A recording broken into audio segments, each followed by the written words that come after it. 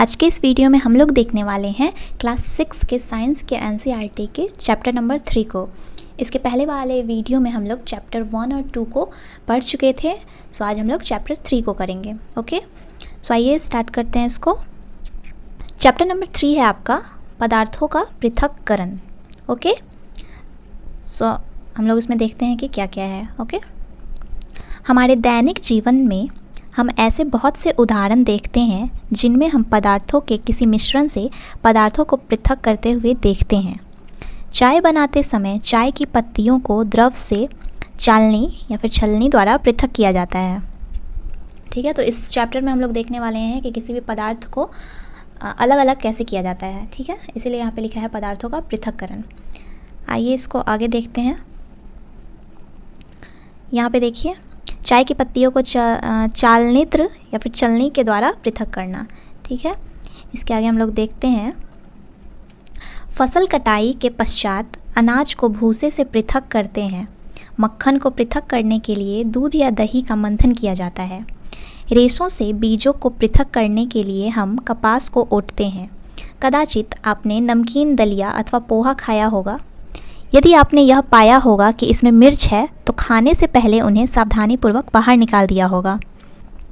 कल्पना कीजिए कि एक कटोरी में आम और अमरूद भरे हैं और आपसे इन्हें पृथक करने के लिए कहा गया है, तो आप क्या करेंगे? इसके लिए आप एक प्रकार के फलों को उठाकर किसी पृथक बर्तन में रख देंगे। क्या यह सही है?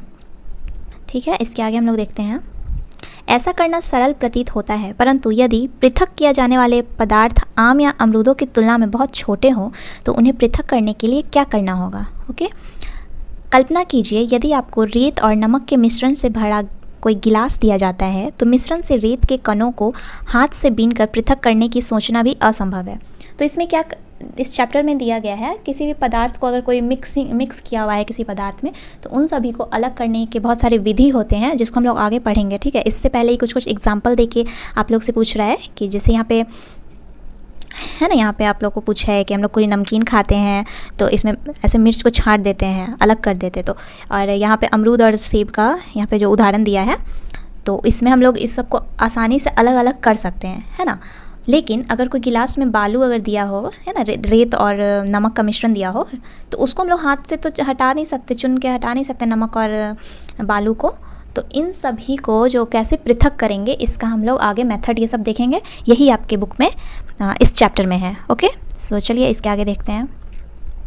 परंतु पहेली यह जानना चाहती है कि ऐसे पदार्थ को पृथक करने की हमें आवश्यकता ही क्यों है। ठीक है, इसके आगे एक क्रियाकलाप दिया हुआ है, इसको ही पढ़ लेते हैं क्योंकि हमें पूरे बुक को पढ़ना है तो इसको एक एक लाइन को पढ़ेंगे। ओके, और इसमें समझने वाला कोई समझाने वाला इसमें उतना कोई बात नहीं है क्योंकि ये क्लास 6 की बुक है। ठीक है, सो क्रियाकलाप 1 को हम लोग देखते हैं।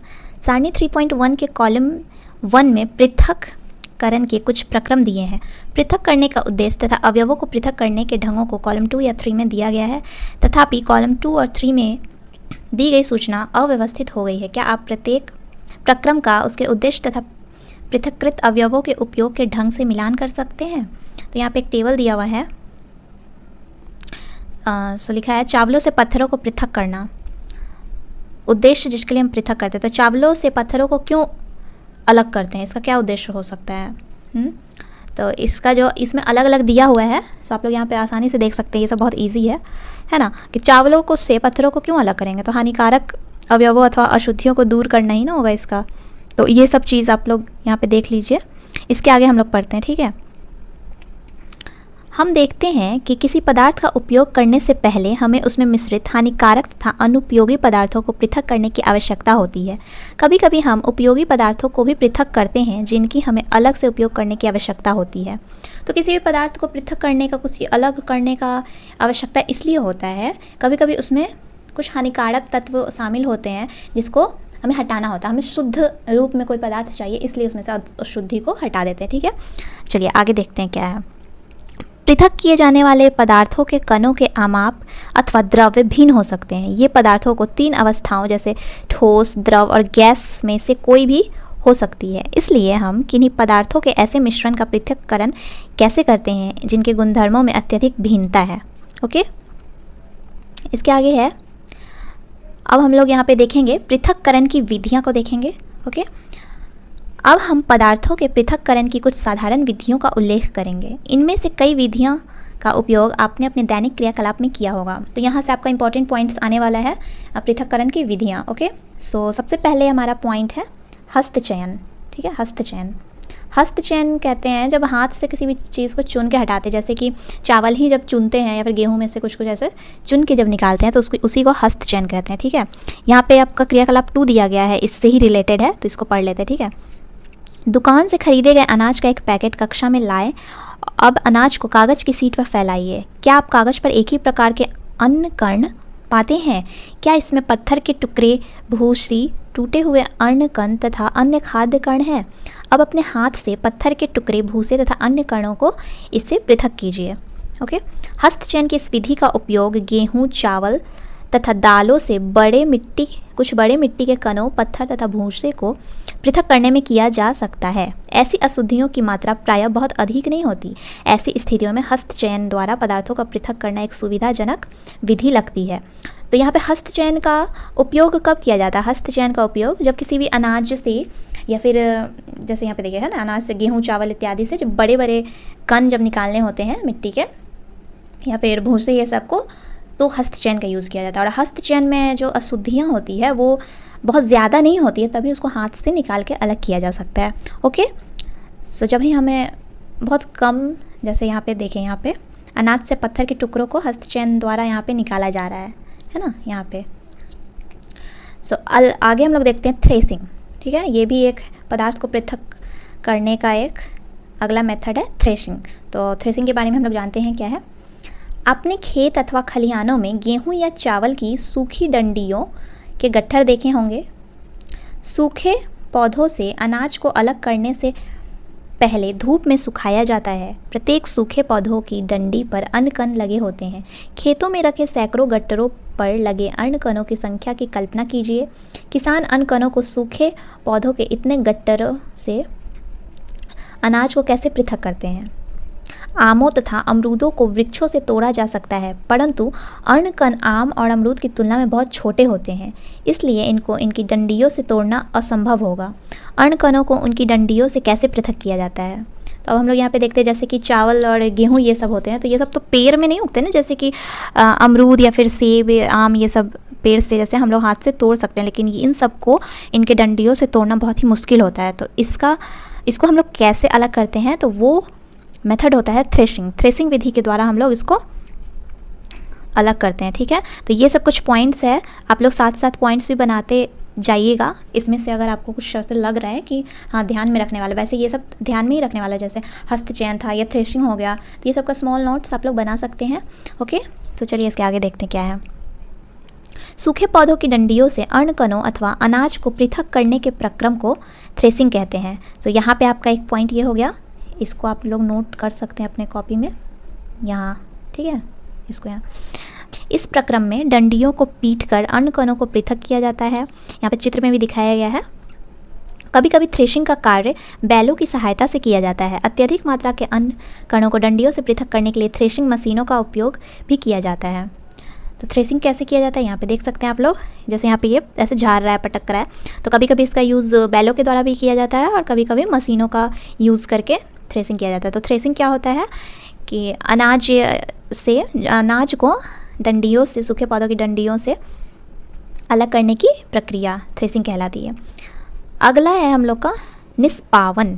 क्रियाकलाप 3, सूखे रेत तथा लकड़ी के बुरादे अथवा सूखी पत्तियों के पाउडर का एक मिश्रण बनाइए। इस मिश्रण को किसी प्लेट अथवा समाचार पत्र के ऊपर रखिए। मिश्रण को ध्यान से देखिए। क्या आप दोनों अवयवों को आसानी से पृथक कर सकते हैं? क्या दोनों अवयवों के कणों के आमाप समान हैं? क्या हस्तचयन द्वारा इन अवयवों को पृथक करना संभव है? अब आप इस मिश्रण को खुले मैदान में ले जाइए तथा किसी ऊंचे समतल स्थान पर खड़े हो जाइए। मिश्रण को प्लेट अथवा समाचार पत्र पर रखिए। जिस प्लेट अथवा समाचार पत्र पर मिश्रण रखा है उसे पकड़कर हवा में कंधे की ऊंचाई तक ले जाकर थोड़ा सा टेढ़ा कीजिए ताकि मिश्रण धीरे धीरे नीचे फिसले।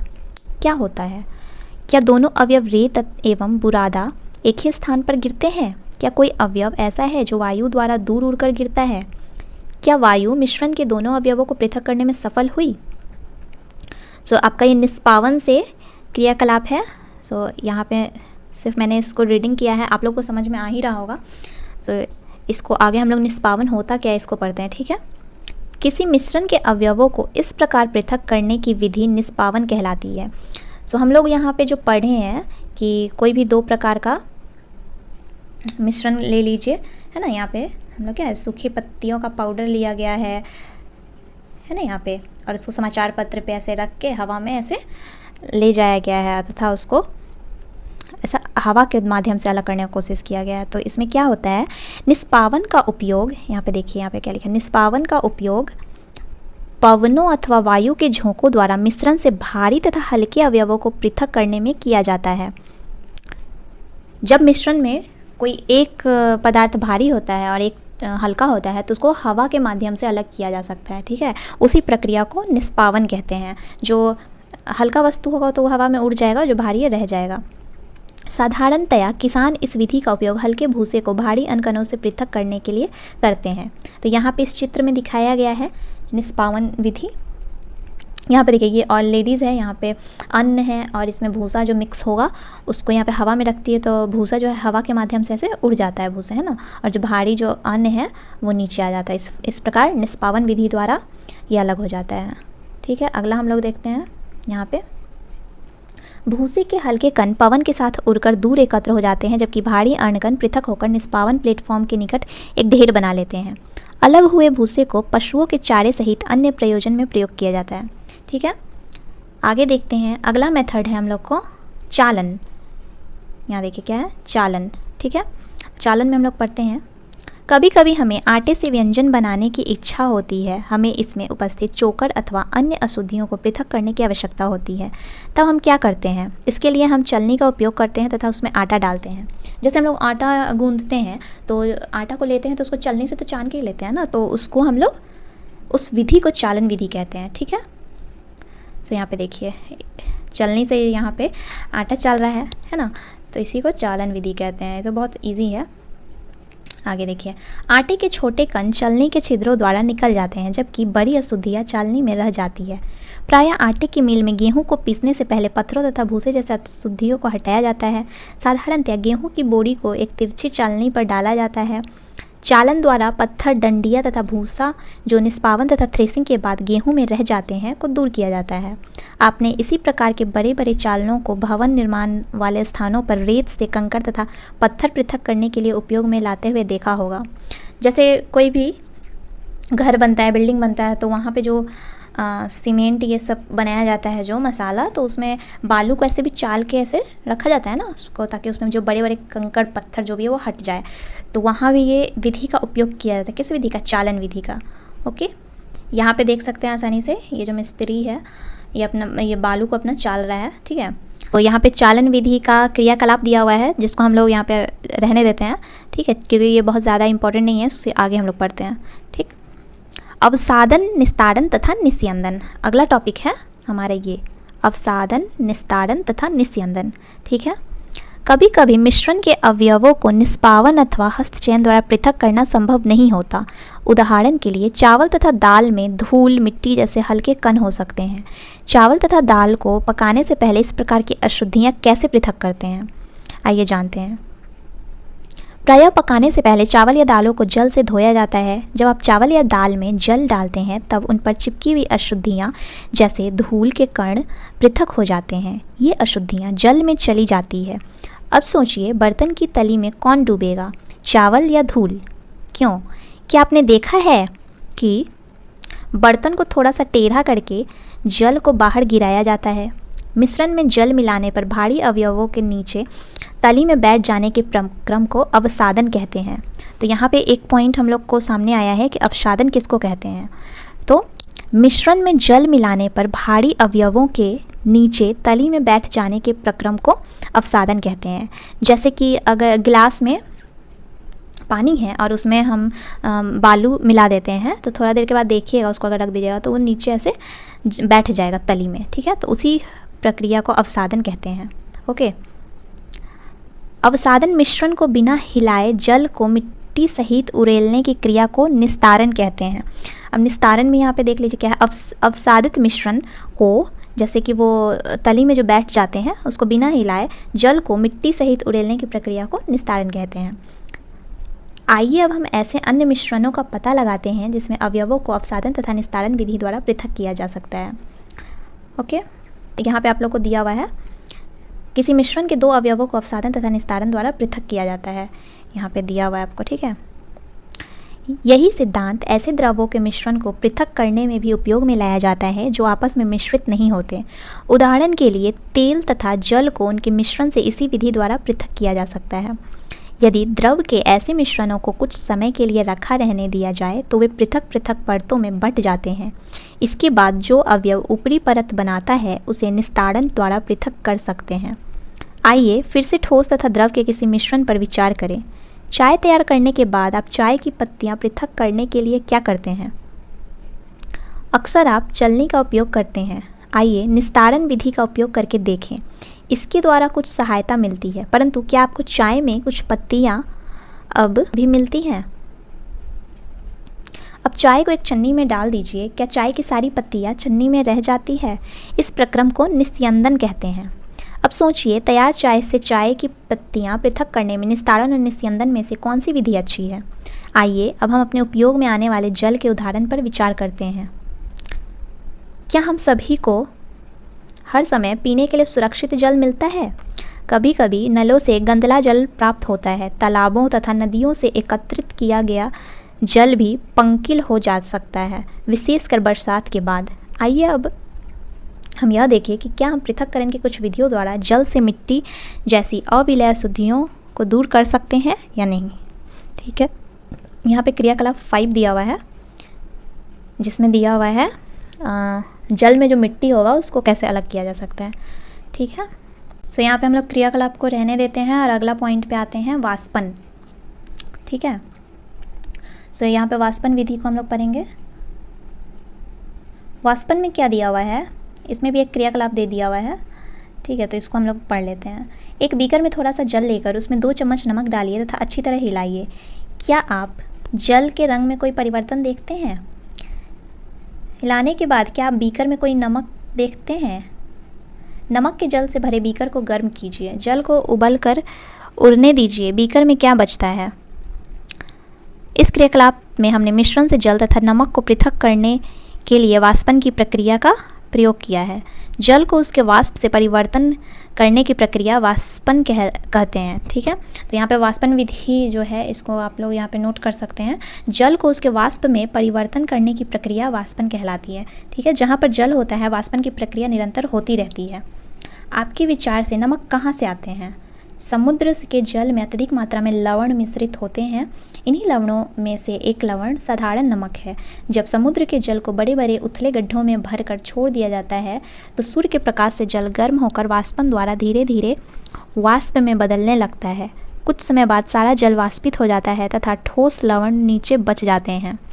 तत्पश्चात इन लवणों के मिश्रण का शोधन करके साधारण नमक प्राप्त कर लिया जाता है। तो जो समुद्र से जो नमक निकलता है, नमक हम लोग निकालते हैं इसी वाष्पन विधि के द्वारा ही निकाला जाता है। ओके, तो इसको भी पॉइंट में नोट कर सकते हैं। यहाँ पे देखिए कैसे गड्ढा बना के यहाँ पे पानी भरा जाता है समुद्र का, और इस सूर्य के प्रकाश से वाष्पित हो जाती है और इसका लवण जो नीचे बैठ जाता है जिससे हम लोग को नमक मिल जाता है। आगे देखिए, पृथक्करण की एक से अधिक विधियों का उपयोग। हमने पदार्थों को पृथक करने की कुछ विधियों के बारे में अध्ययन किया है। प्रायः किसी मिश्रण में उपस्थित विभिन्न अवयवों को पृथक करने में केवल एक विधि का उपयोग प्राप्त नहीं होता। ऐसी स्थिति में हमें एक से अधिक विधियों का उपयोग करने की आवश्यकता होती है।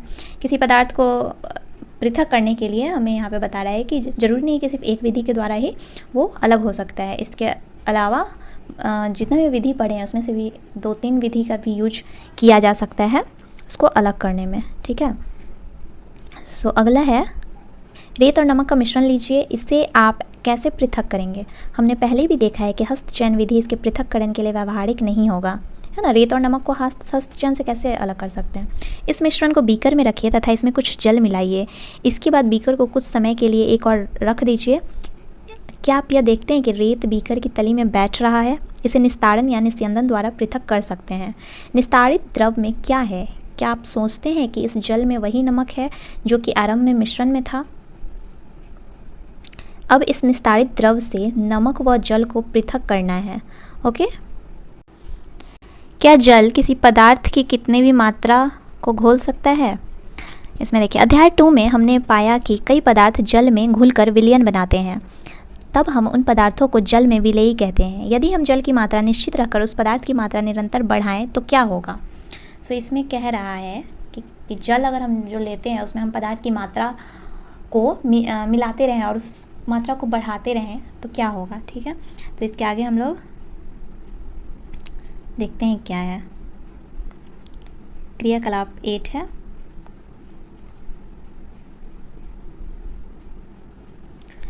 इस कार्य के लिए आपको एक बीकर अथवा गिलास, एक चम्मच नमक तथा जल की आवश्यकता होगी।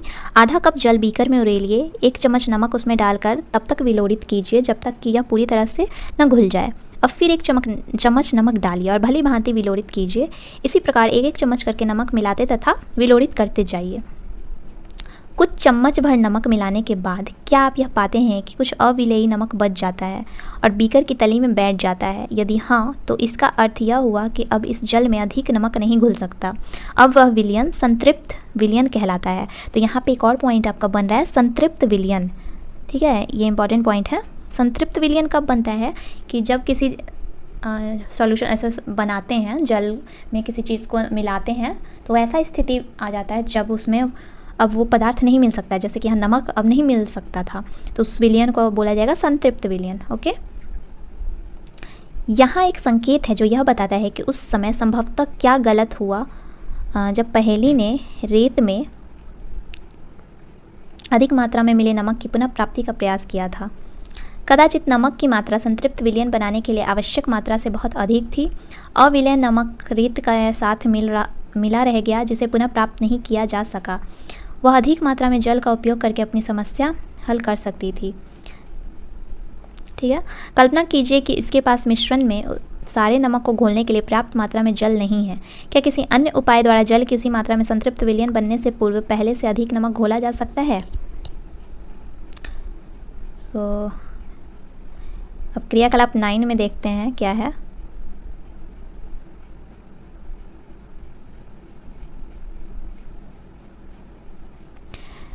बीकर में कुछ जल लीजिए तथा उसमें तब तक नमक मिलाइए जब तक कि इसमें और नमक ना घुल सके। इस प्रकार हमें नमक का जल संतृप्त विलयन प्राप्त होता है। अब इस संतृप्त विलयन में कम मात्रा में नमक मिलाइए और इसे गर्म कीजिए। आप क्या पाते हैं? बीकर की तली वाले नमक का क्या हुआ? क्या अब यह घुल गया है? यदि हाँ, तो क्या इस विलयन को गर्म करने पर इसमें और अधिक नमक घोला जा सकता है? इस गर्म विलयन को ठंडा होने दीजिए। क्या बीकर की तली में नमक पुनः बैठता दिखाई देता है? यह क्रियाकलाप सुझाता है कि गर्म करने पर नमक की अधिक मात्रा घोली जा सकती है। क्या जल में विभिन्न विलेय पदार्थों की समान मात्रा घुलती है? आइए पता लगाते हैं। क्रियाकलाप 10 में है, 2 गिलास लीजिए और प्रत्येक में आधा कप पानी भरिए। 1 गिलास में 1 चम्मच मिलाइए और तब तक विलोड़ित कीजिए जब तक कि वह घुल न जाए। 1-1 चम्मच नमक की मात्रा विलयन संतृप्त होने तक डालते रहिए। नमक के चम्मचों की संख्या जो कि घोली गई है को सारणी 3.2 में लिखिए। यहाँ पे सारणी दिया हुआ है। अब इस क्रियाकलाप को चीनी से दोहराइए। आप इसको जल में विलय अन्य पदार्थों से भी दोहरा सकते हैं। सारणी में से आप क्या जानकारी प्राप्त करते? क्या आपने पाया कि जल विभिन्न पदार्थों की भिन्न भिन्न मात्रा को घोलता है? हमने पदार्थों के पृथक्करण की कुछ विधियों के विषय में चर्चा की। इस अध्याय में प्रस्तुत पृथक्करण की विधियों का उपयोग विज्ञान प्रयोगशालाओं में भी किया जाता है। हमने यह भी सीखा कि पदार्थ को द्रव में घोलने से विलयन बनता है। विलयन में और पदार्थ न घुल सके तो यह संतृप्त विलयन कहलाता है। ठीक है, तो यहाँ पे हमारा चैप्टर ख़त्म होता है। आगे कुछ प्रमुख शब्द दिए गए हैं: मंथन, संघनन, निस्तारण, वाष्पन, निस्यंदन, हस्तचयन, संतृप्त विलयन, अवसादन, चालन, विलयन, थ्रेसिंग, निष्पावन। ठीक है, आई होप आप लोग को ये सब इजी लगा होगा ये सब पढ़ने में, क्योंकि ये सब जूनियर क्लास में आप लोग पहले से पढ़ चुके हैं। तो ये सब सिर्फ देखना था इसमें कि क्या है, इसको बस रिवाइज़ करना था। ठीक है, सो मिलते हैं नेक्स्ट वीडियो में, जो कि आपका होगा चैप्टर नंबर 4। ठीक है।